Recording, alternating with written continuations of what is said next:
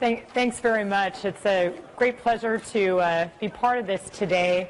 I'm planning to focus today on what we feel is a pretty radical new capability that we've built in conjunction with AWS, which we think addresses one of the very large and pragmatic challenges to being able to exploit AWS and S3 in particular for media applications.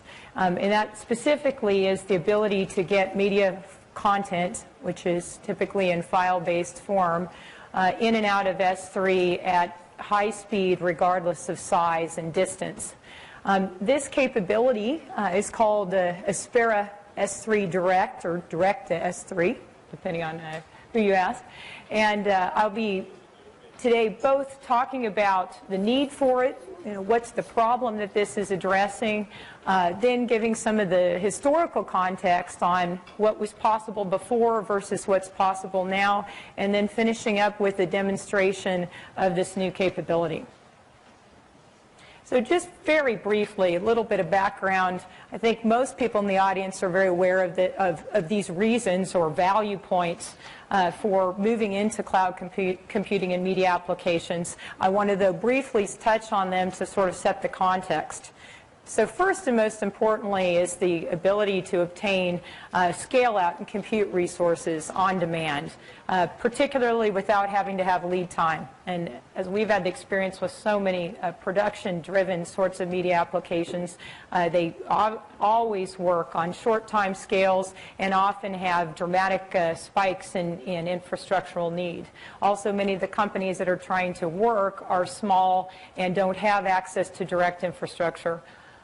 Secondly is the elimination associated with that of the upfront commitment, both in the cost and complexity of building out the compute and storage infrastructure. And as the amount of media content just explodes, as we're all dealing with, the value or benefit of being able to have access without permanent investment continues to grow.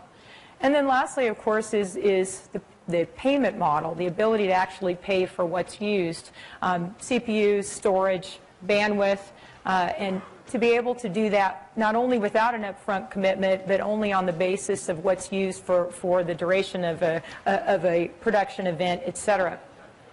And of course, I think everybody's aware that's here in some form or another that the Amazon platform enables all of these things in tandem.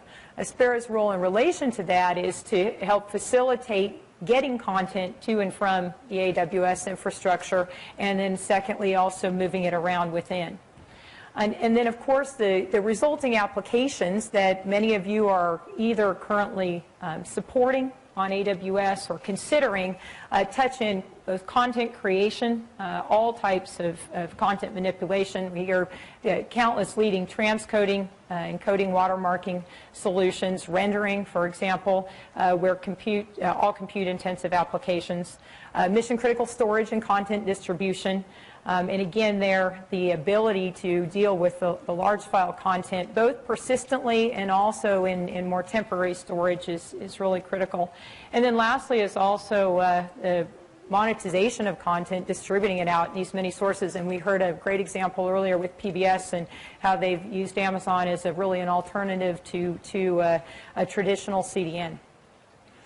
And of course, alongside this is the size dimension of the file content that we're all dealing with. And again, I don't need to tell you, you live with this every day, but just to bring out a specific example of a reel of 2K or 4K frames at higher definition, itself grows into the terabytes in size, more than 1 terabyte in size, and can consist of 800,000 to 1 million files that might need to be moved, and in some cases moved and accessed globally depending on the nature of the production. So there's an entire supply chain that's evolved between entities working globally, exploiting IT, internet networks, and now the cloud to do this efficiently and with sizes of content, resolutions of content that was never possible before. And obviously one critical role in that is the transfer, particularly over commodity IP networks, of all of that content. And what we're really aiming to do here in this work with S3 is to make it possible for the cloud as object storage to be just as accessible, just as easy to use for this giant media content as traditional file systems and storage that you might run in your enterprise.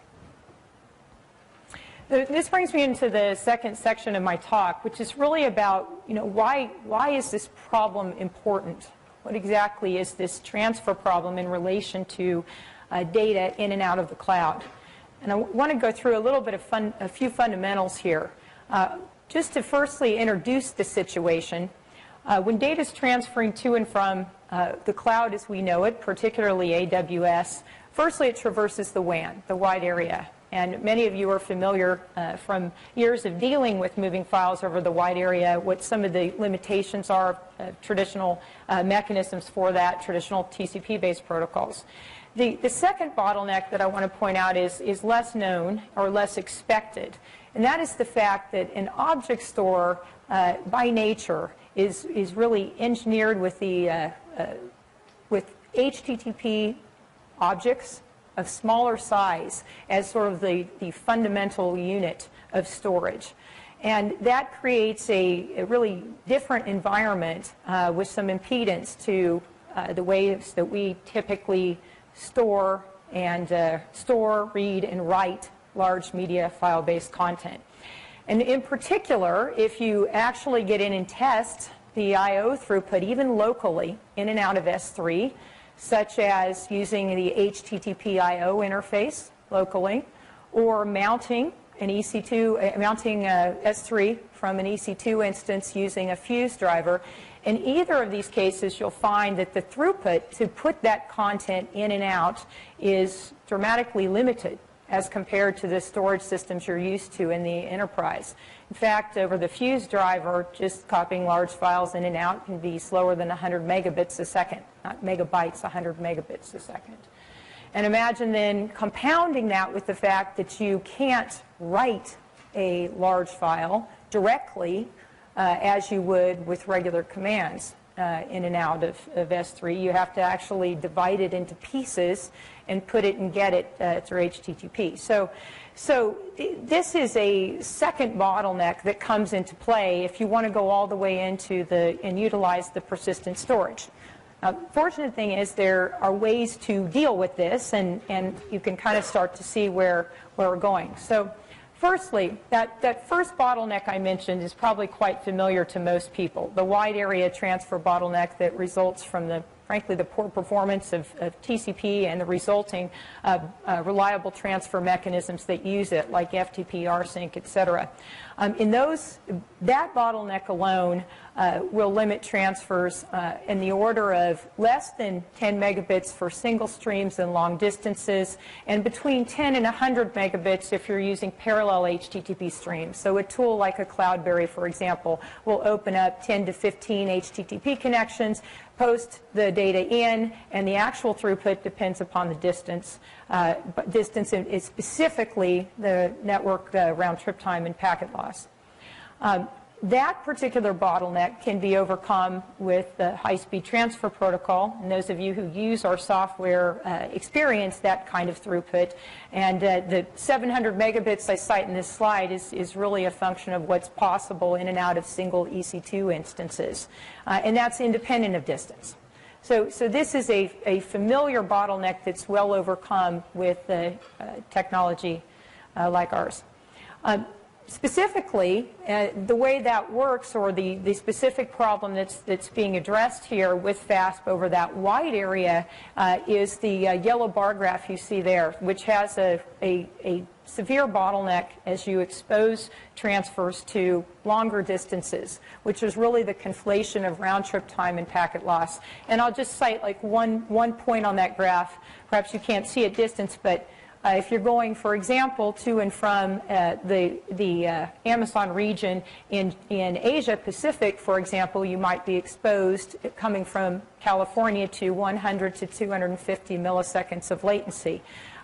You would also be exposed to a certain percentage of packet loss, which then limits that throughput, typically to a few megabits a second, even though you might have a much more, a pipe or a capacity that's much greater than that. Specifically and briefly, the Aspera transport technology overcomes that bottleneck entirely. It doesn't just provide acceleration. And there are specific ways it does it in the way that it reliably transmits data, maintaining ideal bandwidth efficiency, and also in the way that it regulates bandwidth so that it's using just what's available on the network. And that does allow the transfer speeds to scale up independent of distance. I'm not going to spend a lot of time on that because probably several of you have been exposed to it and know that fact. It also has built-in security and obviously reliability by definition. The security is the other piece that is really essential to the supply chain media file transfers that take place because the content is ultimately the business. The transport includes secure authentication, encryption, integrity checking of each packet, and of course automatic resume of sessions as they are, if they need to be retried. The reason I bring all this up is the same properties I'm talking about here that apply in enterprise-style file transfers with fast apply as we go on into S3 as well. And then the third tenet and important principle of the fast technology is the ability to fairly share bandwidth, with other traffic on the network, not just Aspera flows, but any traffic, so that it's safe to use at scale.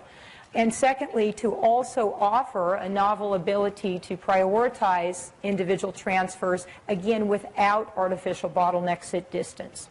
Those same properties apply when going to and from S3. And one of the hidden values of this that you'll see at work later in my demo is adaptation to the throughput to storage. It's often the case that the available network bandwidth exceeds the available throughput to S3, and thus the control system feedback built into the fast technology is detecting that available bandwidth through S3, feeding that back into the transmission and regulating that rate down for a good stable throughput. And what happens if you don't do that? Well, you would create tremendous overdrive, resulting packet loss and loss of efficiency, as well as denial of service to other traffic, not necessarily in the network context, but in use of the I/O throughput to the storage. So this then brings me into the second and less known bottleneck that our innovation addresses, and that is the I/O bottleneck in going from an EC2 instance with large data in and out of S3. Turns out, as I mentioned earlier, that the interface to do that is HTTP based and allows for small chunks of data to be written and read from the object storage. Of course, one can open up multiple HTTP connections to do that, and then, as you'll see later, there are specific APIs to allow for it. The challenge is that as you try to stretch that over the wide area, the throughput degrades because it's TCP based. And the second, and the additional problem is that in the case of a single stream, the throughput fails to maximize the actual I/O capacity of S3. So you have an underutilization problem locally and a worse underutilization problem if you were to stretch that over the wide area. So now shifting gears just a bit, I want to talk about a little bit about the history of S3 and how we got to the point we're at right now, which is an exciting junction point.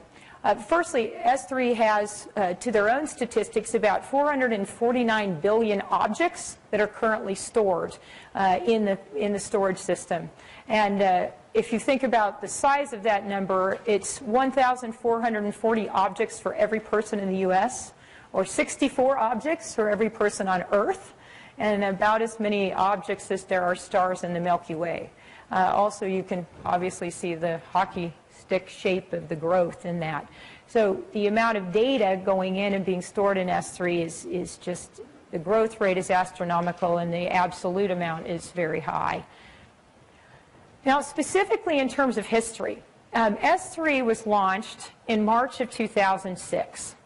And About 3 years later, Amazon introduced a new service offering allowing you to physically send Amazon your content, if you will, if you're in the media business, and they would import or export it from AWS for you, in part to overcome this challenge of getting the big stuff in and out, and the ensuing impractical amount of time it would take if you were to try to network transfer it.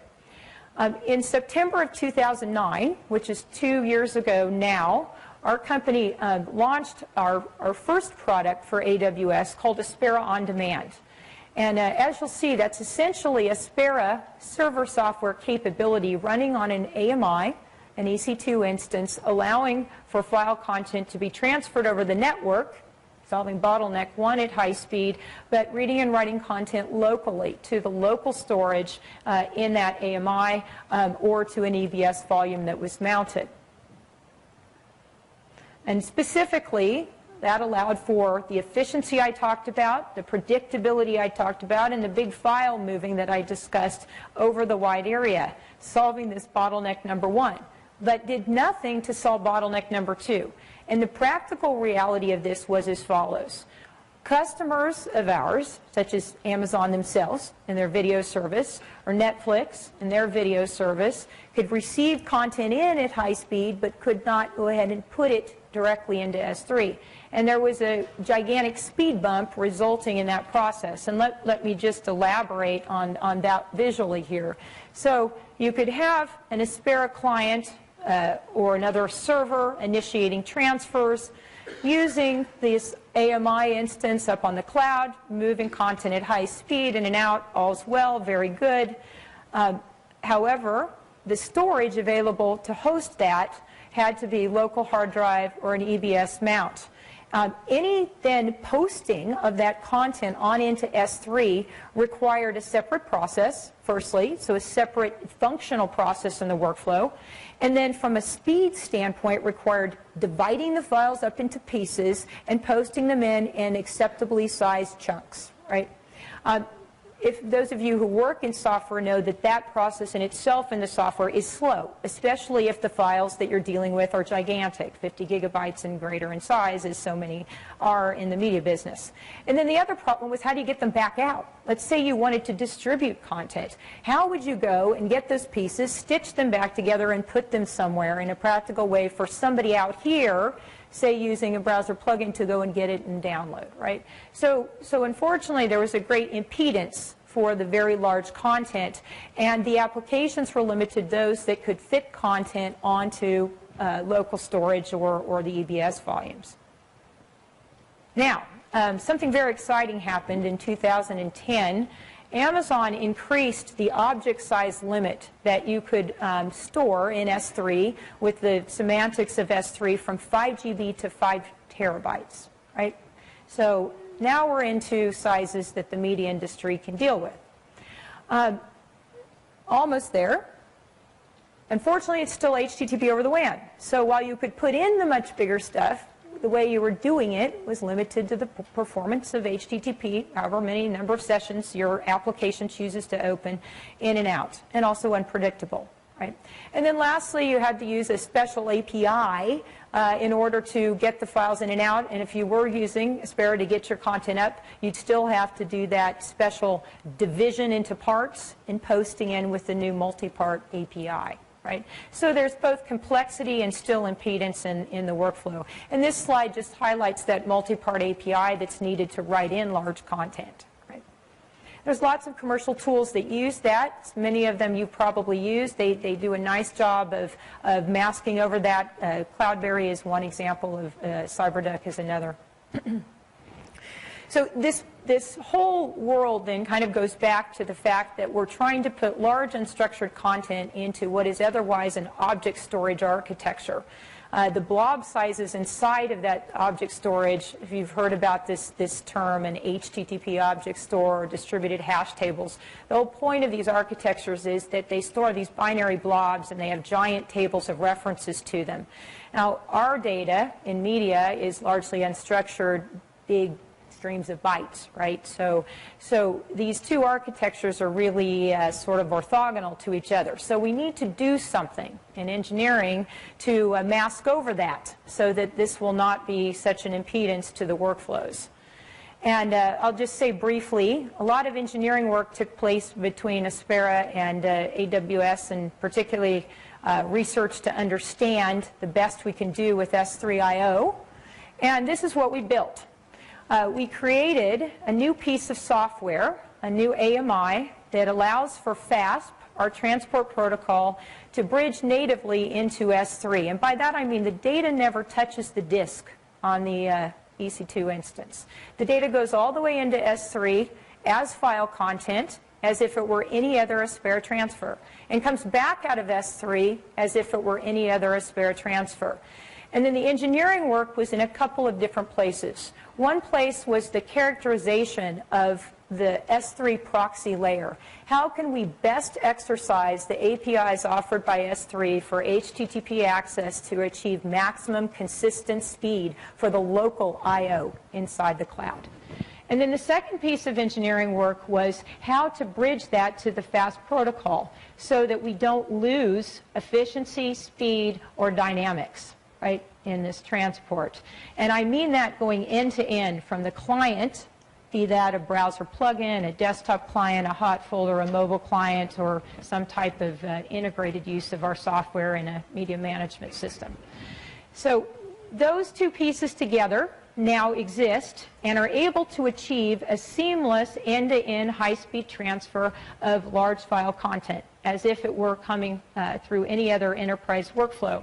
And then, of course, the content size that can be written, posted, all the way up to the cloud in S3 or downloaded back out is as large as S3 permits. Today, it's 5 terabytes per session. And so what do we get in terms of throughputs? Well, for a single EC2 instance, that's usually a large instance that we do our benchmarks on, not extra large. The transfers over the WAN, capable of getting up to about 700 megabits a second, given available bandwidth and also the machine resources. And then the transfers in and out with the optimal I/O using the HTTP interfaces that we've built into our software now also maintains that 700 megabits per second. So for any point in the globe, if you've got that much bandwidth on your end, you can send media files to and from S3 using a single instance architecture at those speeds consistently. Right? And we feel like that is an opening now to allow for these media applications that are currently run in enterprise supply chain to practically use the cloud and also to use it for true archives scale-out based storage. I want to also step forward a little bit here and mention 10 gigabit networks because obviously those exist, and with the direct connect that Amazon's offering, it will be increasingly possible for you to get that kind of access in network bandwidth in and out. One of the important applications today is 2K and 4K frame file transfer. Resolutions are going up and sizes of files and numbers of files are gigantic. And moving those reels, if you will, as digital frame files, usually something a few 100,000 up to 1 million files at a time, is demanded internationally. It turns out in 10 gigabit networks, if you could actually sustain throughputs of 10 gigabits globally, given internet conditions, you could move those in under a half an hour. And I want to just talk briefly, this is a tool that we've built on top of the fast transport we call Fast Frames, and it will be interesting to extend on into the cloud. Fast Frames allows for transfers of 2K and 4K files at true 10 gigabit speeds, even with extreme network delay and packet loss using standard computing hardware. And I wanted to call out even like an LA to Mumbai type of condition, 300 milliseconds and 5%, very dirty, very bad network. And with this technology, which is built on Aspera Fast, we're able to obtain throughputs that allow for the giant amounts of data over a terabyte to go in under a half an hour. So this, I think, is really kind of the world that we're opening up into. Fast Frames happens to be a software-based tool, very simple, built around our fast technology available from us that adds on to our point-to-point server products and allows for exceeding the best case performance of any of the brute force hardware appliances over more difficult network conditions. It's built for Linux today, and we just call it out as one particular type of tool that could be exploited in these sorts of workflows in addition to our standard products. And then finally, this brings me into the specifics of the direct to S3 availability, and I'm going to show you a little bit of that in a moment here. So firstly, already today, Aspera has available an AMI for beta testing that allows for transfer using an Aspera desktop client or command line in and out of S3. That works off of a S3 credential model. So when you create a connection in the GUI, you enter your S3 credentials, your access ID and key associated with your account, and you're able then to browse and transfer with any of the S3 buckets associated with that account. And that type of setup is ideal for a case where you have control over your account credentials and your bucket provisioning, and you want to use S3 as a form of storage up in the cloud. The second deployment that we're going to be offering here very shortly, and I'll give you a little preview today, our Beta 2 allows for transferring to and from S3 using clients such as our browser plugin, Aspera Connect. And the difference is that that has a virtualization of the S3 credentials on the server side. So you as a server admin would configure those credentials. Your users don't know what those are. They don't know specifically what bucket they're in intentionally. They see the S3 storage as if it were just another file system in their own private area as configured by you with the server-side conf. And I'll show you a little preview here in a moment using Aspera Connect to upload here from the hotel into S3. And just briefly, and it's a little hard to read at this scale, but these are the two different models I wanted to highlight. In the first model, the server side is zero configuration. The client specifies the S3 credentials, so that's perfect for in your enterprise type of work. And the other model, the server side configures the S3 credentials, virtualizing the access to the file system, and then it becomes multi-tenant so that you can have your partners uploading and downloading content using that model. All right, so now I'm going to switch over and show you a little bit of this. Now, the first thing I have up here is a remote desktop session with a standard Aspera client. Looks like any other Aspera transfer here, except for the fact that this transfer I just ran was directly into S3. But I was looking to see which file I chose to do. This was a 3 gigabyte file, and I'll do one for you in a moment. The connection setup, I just move into here, can see this particular endpoint has an additional configuration that allows you to post in your access ID, your secret key, and the particular host name you're connecting into. And that just mix and matches with other endpoints, which would be standard servers and file systems that you might be running in an enterprise or your partners are running. The browsing is just like you're used to. So we've, like many of the tools, built file system browsing. Let me move over here and share that with you. So this is the browsable view here of the S3 bucket. Looks just like a file system. If we put in folders or individual files, they're going to go as a unit just as if it were another file system. And in this case, I actually picked up a big directory of files, and you can see the speed. This is going to go up to 520, 30, 600 megabits a second, and it'll hold there as we go. And what I want to point out to you, the guy sitting next to me can verify this. I was testing Cloudberry doing the same thing with basically a multi-stream HTTP upload in advance, and the speeds are highly variable. They can go as high as 120 megabits a second. This is Emeryville to Amazon East Coast region, okay? So we're intentionally going across the country.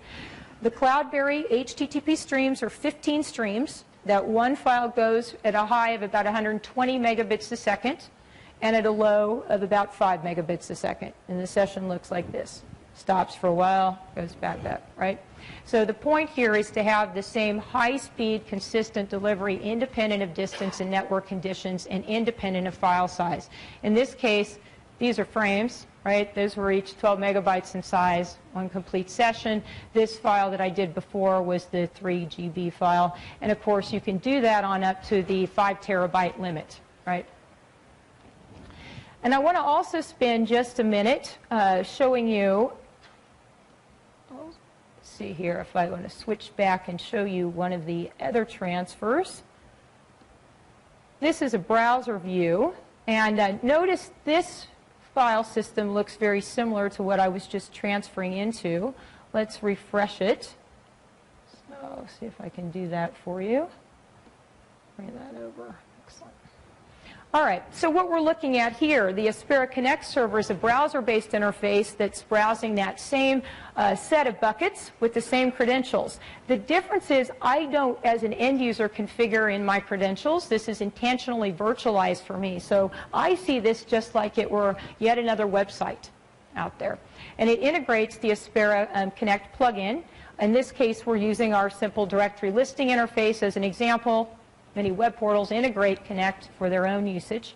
And if I want to upload something, then we click here, select some files, and go ahead and upload those using Aspera Connect. I can move this into my view. There we go.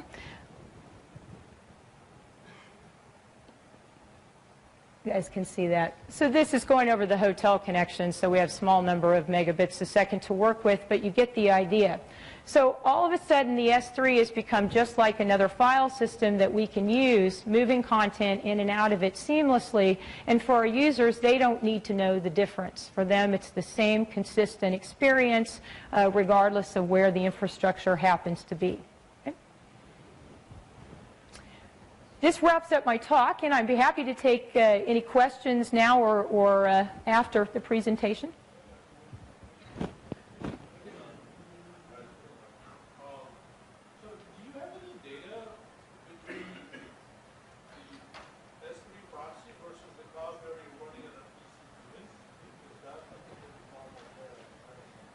Oh, well,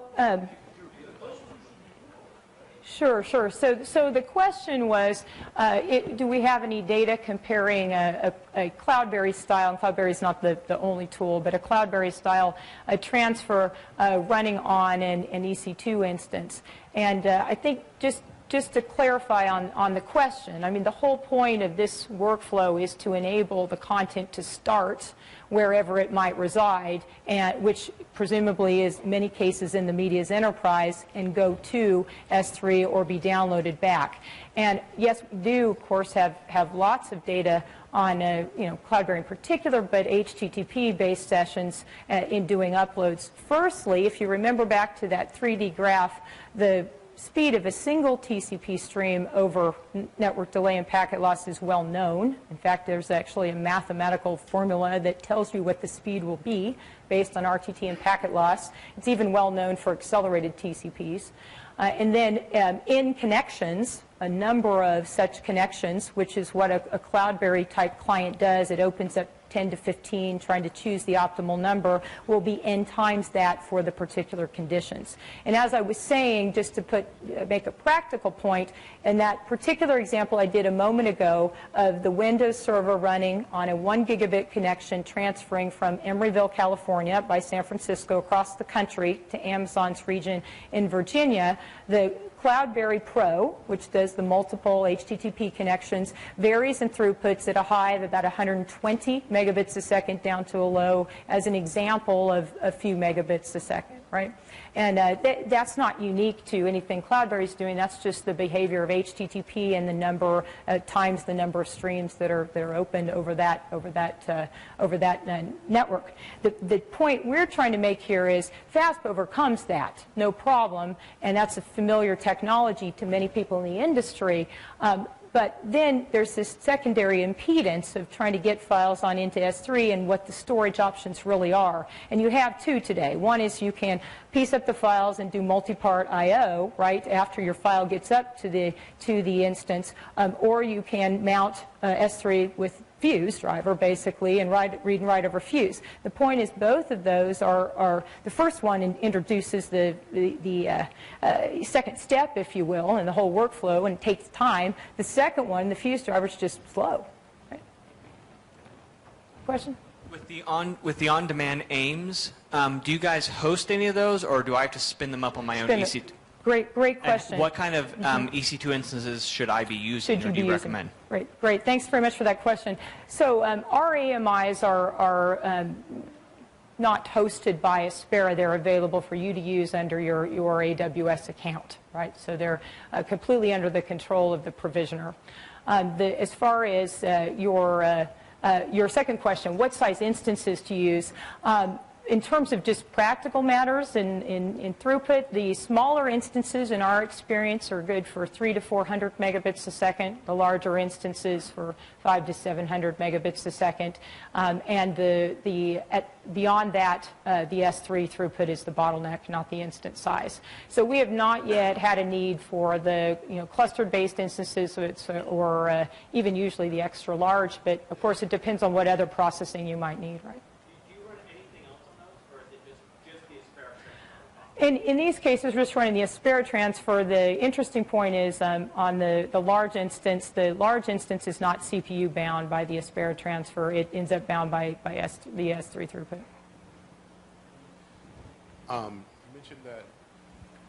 You mentioned that there is this stuff was in beta. Are all the configuration options available from the command line client for Aspera? They are, indeed. In fact, the beta that's available right now, that AMI will support transfers from the ASCP command line, right, with certain options for specifying the S3 credentials. Other question? What about command line from a local endpoint to S3? That's exactly the model that I was doing. From a local endpoint to S3, there is an AMI that brings up the FAST software and the built-in proxy. So you need the AMI to do that, right? That's where the software lives, right?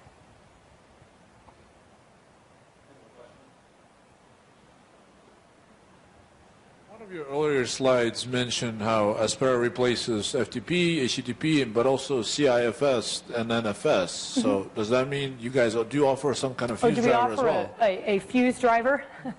Not publicly. We built one and we use internally. That would be really interesting to see that. It's a great question. So to be fair, I mean, the cases in production that people use our software for to replace CIFS or NFS or places where they're copying files, right? So we become a substitute for that. FAST is applicable inside of file systems, and for our own purposes, we did build a fuse driver that uses FAST for the transport for experimental purposes. And are we interested in doing more things like that? Yeah, absolutely. Any other questions? Can you go back to your fast frames slide? Absolutely. That was very interesting when you went through it very quickly. I did, yes. I'm sorry I went so rapidly. Okay, so this was the visual, and these are performance numbers, and this is a description of what it is. Let me see if I can exit that. There we are. Will that deck be available online or with the conference or on your website? Both are. So the deck is available with the conference, and there's a section on our website, I think it's linked on the homepage right now, for about fast frames and 10 gigabit transfers. Yeah, so it's that the one on your agendas, and also if you registered, same site, media event, that you can get the deck right off of that. Excellent. Is there any more questions? Oh, there's one. There's one. Go ahead.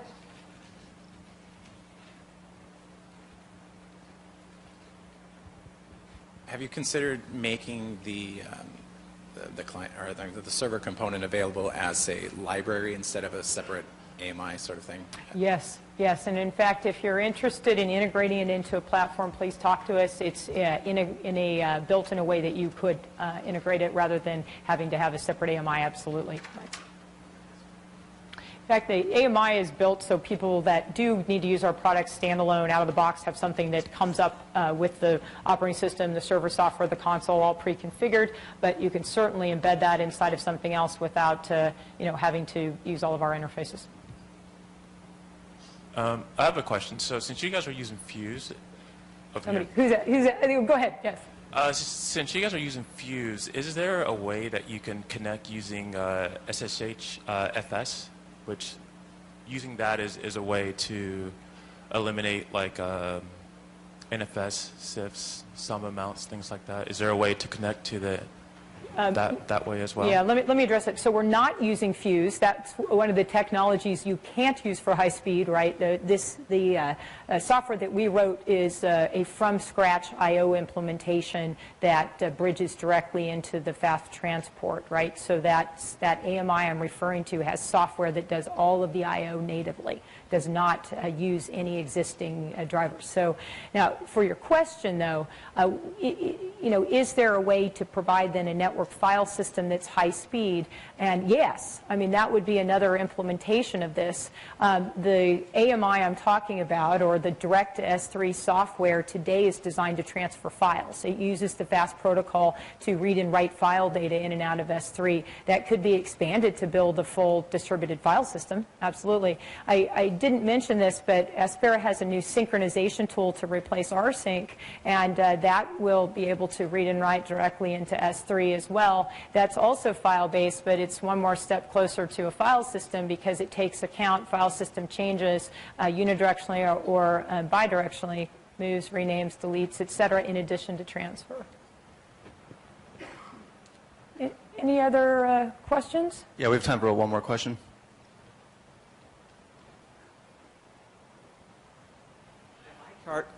Am I charged per transfer? Like, even if it's within my own EC2 to S3 and back and forth? Back and forth, yeah. In terms of the Aspera charging, first of all, the good news is there's no license fee. You don't have to buy any licenses from us. We do follow the exact same model as Amazon, but we only charge for the bytes that move. And there's a how many bytes you transfer fee that gets levied on top of Amazon's fee, and that's part of a dev pay charge to use our stuff. So whatever bytes go in and out then are tallied into that. Right? Go ahead. Okay, so if I have a very large file and I'm trying to get them into S3 from outside, Mm-hmm. that fast, and then S3 transport software Mm-hmm. If I want to pull some of that data back to an EC2 instance, Mm-hmm. process it, et cetera, Yep. make another big file, put it back in S3, there's no external transfer. Yep. Is there a variant of your offering That does that? Yeah. Hey, Michelle, can you repeat the question real quick? It was a very interesting question. It was sort of a local transfer. The question was, can I use this technology to do a local transfer of data, pulling out of S3 onto an EC2 instance? The answer is yes.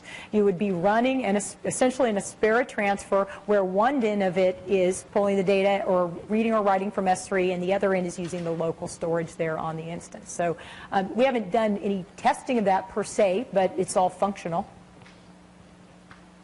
Great. Thanks so much, Michelle. No, thanks all for the questions.